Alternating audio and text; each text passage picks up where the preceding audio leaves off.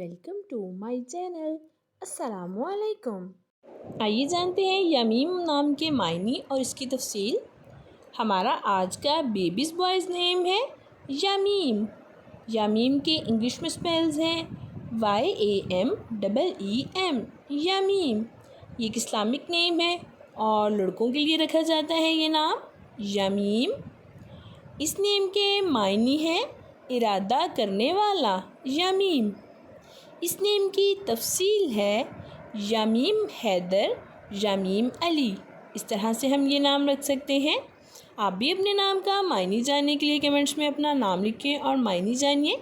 And अपने नाम की स्पेशल वीडियो बनवाने के लिए भी आप मेरे कमेंट बॉक्स में अपना नाम कमेंट कर सकते हैं। And please like the video, subscribe my channel. Okay dears, फिर मिलेंगे न्यू नेम न्यू वीडियो के साथ। अपना ख्याल रखिएगा, दुआओं में याद रखिएगा। अल्लाह हाफिज़।